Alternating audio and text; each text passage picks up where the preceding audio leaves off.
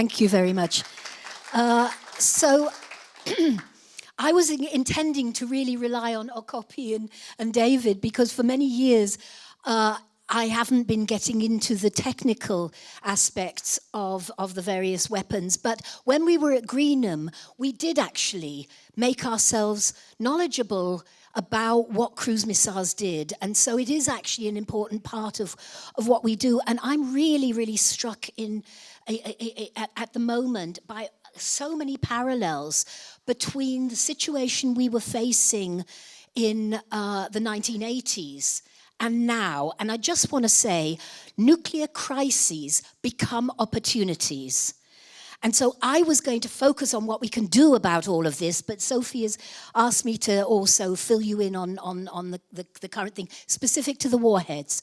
Now, as David has said, the Dreadnought Trident warheads are still in the research and development stage. However, we know a little bit about what they're going to have to do, because they're going to have to fit on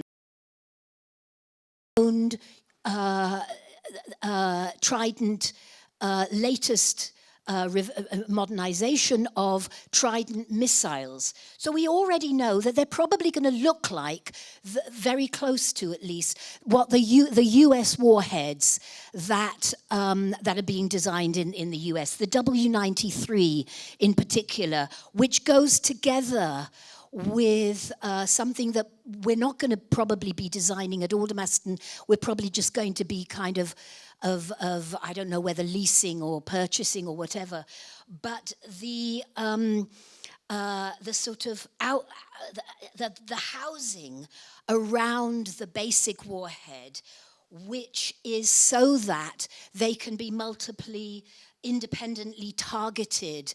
That the Trident, which is fired from the Dreadnought submarines, will then be able to target several different places and also be protected and in re-entering. It's a re-entry vehicle that goes around the warhead. So that's just to put some of that into that context.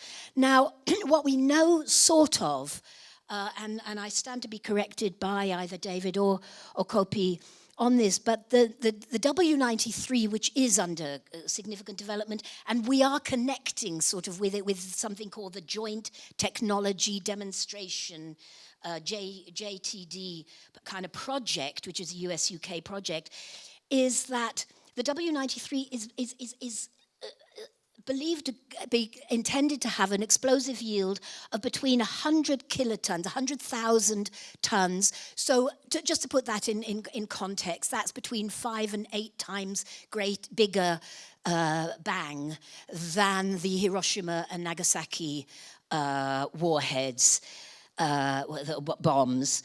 And that's the small one, the W71 updated version.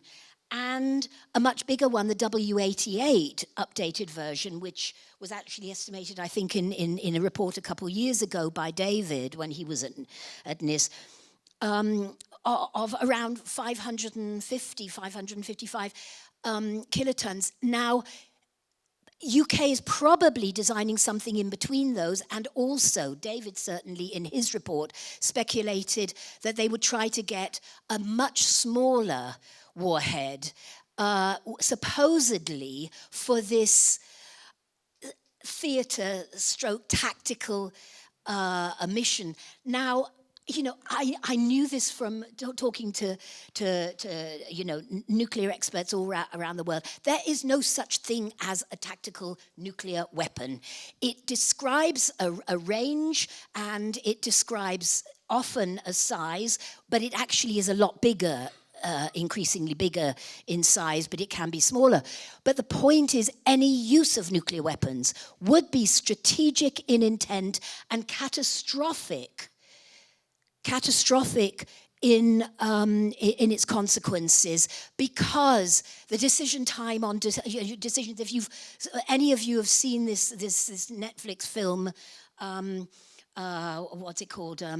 House of Dynamite, or read Annie Jacobson's book, which does the countdown, the real-time countdown, when one missile is fired for the decision time for presidents to turn it into an all-out nuclear war. That's the situation we're facing now. That's why it's so important that we deal with it. Who is driving these moves? Well, it's been driven for a long time by the military-industrial, but let's actually remember that Aldermaston has now been taken into public ownership. It was privatized under Serco for management, and Jacobs and Lockheed Martin, the major US makers of nuclear weapons, to bring it all in-house. But what they actually did was, of course, they messed everything up in terms of safety. NIS and Nukewatch have done a lot of important work on that.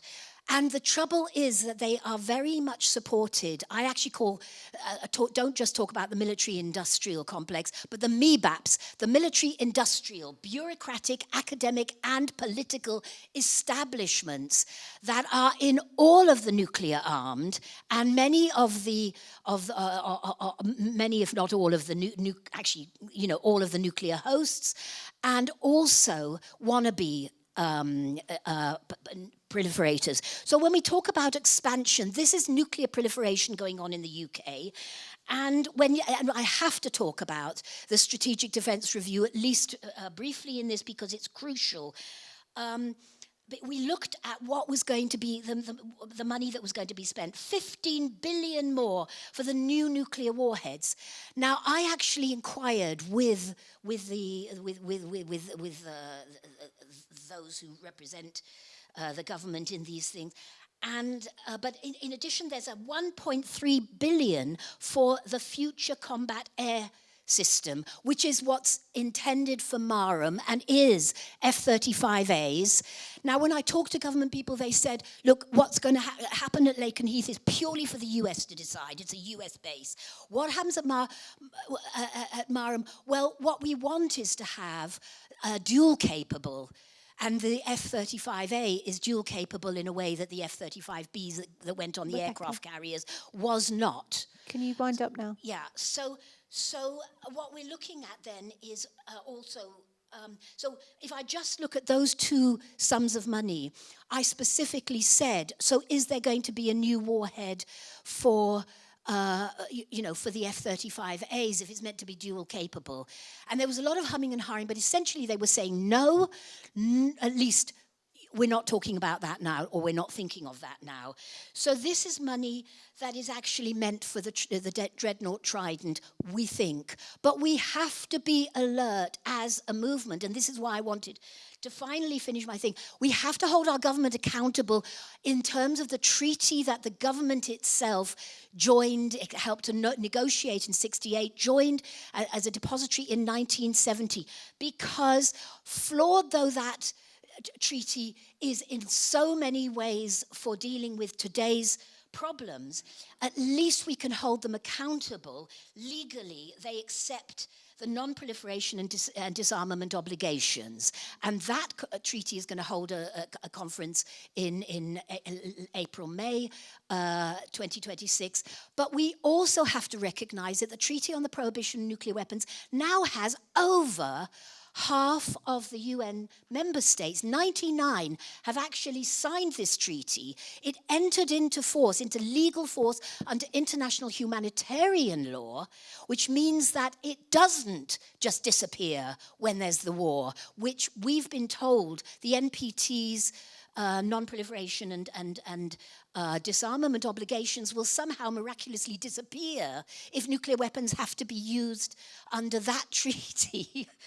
By NATO or whoever. So we have to understand the politics of this. And so I'm hoping that some of you will also be connecting with the politics, the financing. So think of the TPNW as a toolbox for holding governments, even the nuclear-armed states that haven't signed it, to account through things like holding the bank's account to account that fund nuclear-related. And there are a whole lot of other aspects of that that are prohibited under the prohibition on assistance with nuclear weapons. I'll stop there. Brilliant. Sorry to rush you.